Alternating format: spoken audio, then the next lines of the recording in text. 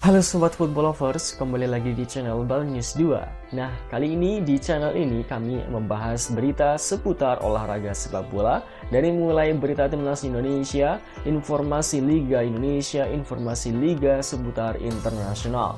Bagi kalian yang belum subscribe channel ini, bisa langsung di subscribe dan nyalakan loncengnya agar kalian tidak ketinggalan video terbaru dari kami. Baiklah, langsung saja kita masuk ke video pembahasannya.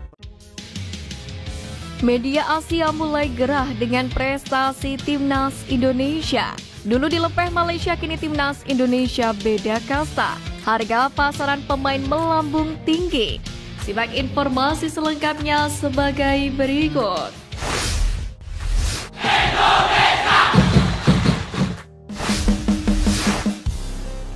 STY ditantang legenda Belanda, media Asia mulai gerah.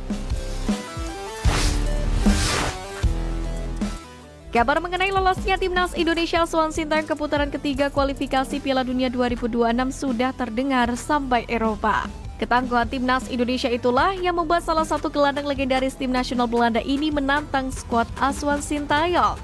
Sebelum ini, Sekjen Federasi Sepak Bola Belanda KNVB Gijsdia sampai menemui langsung Ketum PSSI Erick Thohir, yakni untuk mengadakan pertemuan beberapa waktu yang lalu.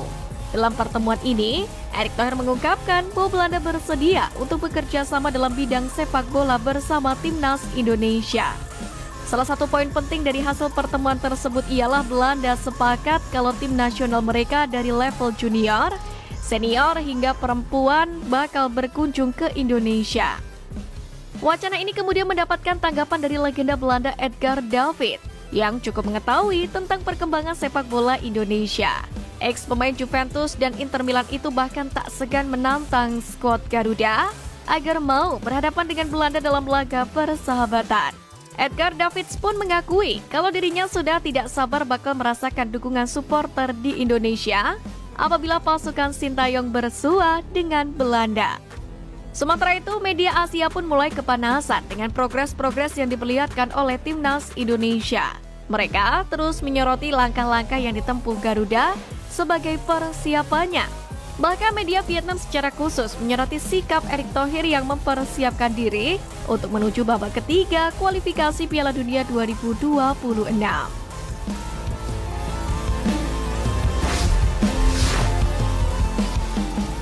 Nilai pasar pemain meroket usai cetak sejarah bersama timnas Indonesia.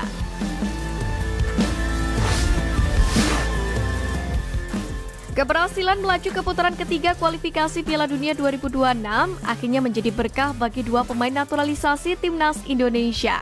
Pasalnya, mereka mengalami kenaikan harga pasar yang signifikan. Dalam hal ini, gelandang muda Ivar Jenner menjadi pemain pertama yang mengalami kenaikan harga pasar. Pemain FC Utrecht U21 ini sebelumnya memiliki nilai pasar sebesar 5,21 miliar rupiah. Namun beberapa hari setelah laga kualifikasi Piala Dunia 2026 kontra Irak, nilai pasarnya cukup melejit, di mana nilai pasar Ivar Jenner naik hampir 1 miliar rupiah menjadi 6,08 miliar rupiah. Kenaikan harga pasarnya ini pun tidak lepas dari bagaimana peran vital pemain berusia 20 tahun itu di lini tengah. Bek muda garang milik timnas Indonesia Justin Hubner pun juga mengalami lonjakan harga pasar yang cukup tinggi. Pada update terakhir, sang pemain hanya memiliki harga pasar senilai 3,48 miliar saja ketika masih bersama Wolverhampton Wanderers U21. Setelah mulai dipinjamkan ke klub Liga Jepang Cerezo Osaka dan rutin membela timnas Indonesia, harga pasarannya pun meningkat. Saat ini harga pasar Justin Hubner berada di angka 6,08 miliar rupiah atau sama persis dengan Ivar Jenner. Menariknya, harga pasar ini naik pada 12 Juni atau tepat satu hari setelah timnas Indonesia lolos ke putaran ketiga kualifikasi Piala Dunia 2026 zona Asia.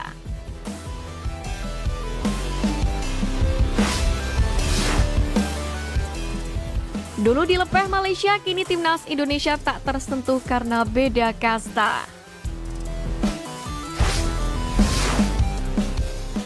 Gagal lolos ke putaran ketiga kualifikasi Piala Dunia 2026, fokus timnas Malaysia kini dialihkan ke turnamen Merdeka. Turnamen itu dijadwalkan berlangsung pada September atau Oktober 2024. Turnamen Merdeka ini rutin digelar setiap tahunnya untuk memperingati Hari Kemerdekaan Malaysia pada 31 Agustus. Asosiasi Sepak Bola Malaysia atau FAM menjanjikan persaingan yang sangat sengit setelah memastikan tak akan memilih lawan-lawan cap ayam untuk turnamen itu. Paling lambat minggu depan nama-nama tim pun sudah diumumkan. Jika berkaca pada edisi lalu, FAM mengundang 4 tim, yakni Palestina, Lebanon, India, dan Tajikistan. Namun pada saat itu Palestina memutuskan untuk mundur. Walhasil pesertanya hanya 3, yaitu Tajikistan, India, dan Malaysia. Tajikistan menjadi juaranya dan Malaysia menjadi runner-up. Timnas Indonesia sendiri sudah tidak tersentuh oleh Timnas Malaysia untuk dalam daftar undangan Turnamen Merdeka 2024 karena berbeda kasta. Pasalnya bukan mau sombong, skuad Garuda tak berada lagi di pot yang menjadi kriteria FAM karena sudah lolos ke Piala Asia 2027. Setelah melaju ke putaran ketiga kualifikasi Piala Dunia 2026 zona Asia. Apalagi Timnas Indonesia juga akan fokus penuh ke putaran ketiga yang menyediakan tiket langsung ke Piala Dunia 2026. Putaran ketiga kualifikasi Piala Dunia 2026 zona Asia itu pun akan mulai digelar pada 5 September mendatang. Berlanjut ke Oktober dan November, lalu Maret dan Juni tahun depan. Indonesia sendiri pernah beberapa kali menjadi peserta turnamen Merdeka dengan meraih gelar juara dan runner-up masing-masing 3 kali.